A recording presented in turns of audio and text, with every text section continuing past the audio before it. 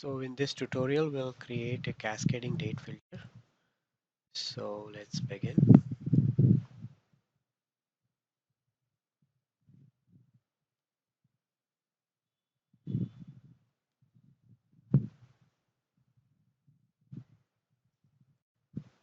So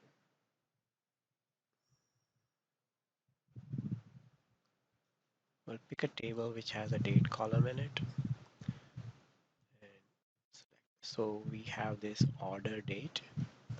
We will create date hierarchy. And first is we create the date parameter. So we right click and create a parameter. And since we want to have a dependency, it's better to create a radio selection rather than a checkbox. So there is only one selection at any given time. So this is our parent parameter filter. We need to remove the all option in this one. So we double click on this and it will pop this value, and there is this enable all value. We simply set it to a capital N, which stands for no. We set OK.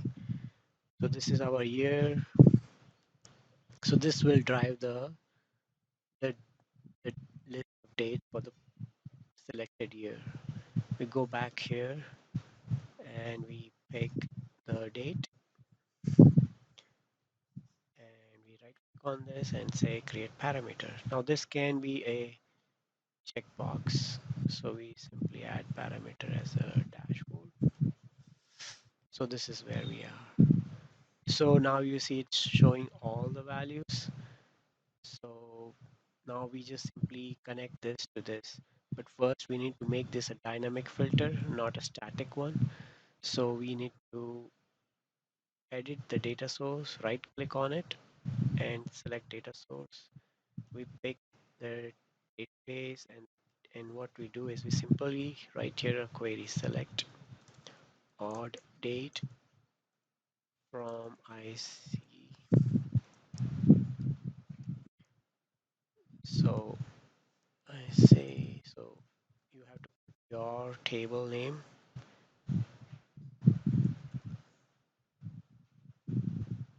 and we put dummy where clause where.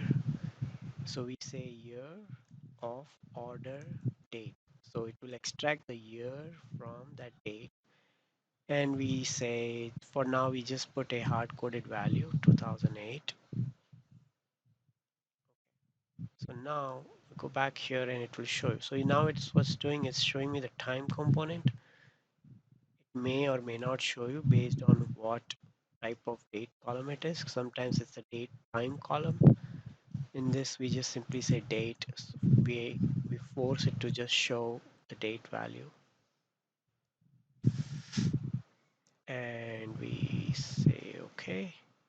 So now it's showing me. So the field, all we have to do now is make it dynamic. And the way we do it is we say right click and say object ID.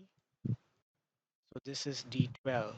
This parent is D12. So we go back to this data source and we select. If this is there is no value, what you can do is simply delete this thing, and you have your cursor right here, and you say show filter prompts. And this was D10, so you just simply select this value.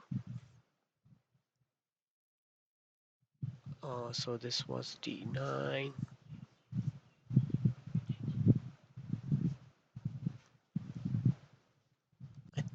Yeah, let's do this. And you add the selected filter. So once you do that, it will add this variable param and the reference to the parent object ID. So this was D12, sorry, D9. So we go back here and say D12. Okay. So this will be now dependent on what you select here. So now when I select this and you do a refresh here, it will show the values for that particular year. If I do this, if I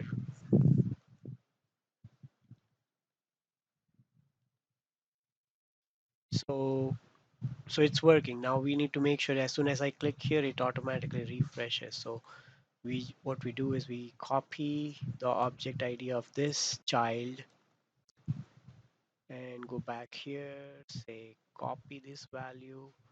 It's copied and we go to the parent and right click on the edit properties and go to the very bottom, and there is refresh child list. Over here we simply put it in a double quote string, so we enclose it with double quote. So what it tells that as soon as I click on the parent, it should go and refresh this particular value,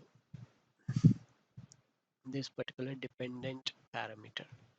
So now when I do this, it automatically refreshes. So there you have a dependent date filter. Now this could be anything. It could be a drop down, it could be a radio or a checkbox. It will still work.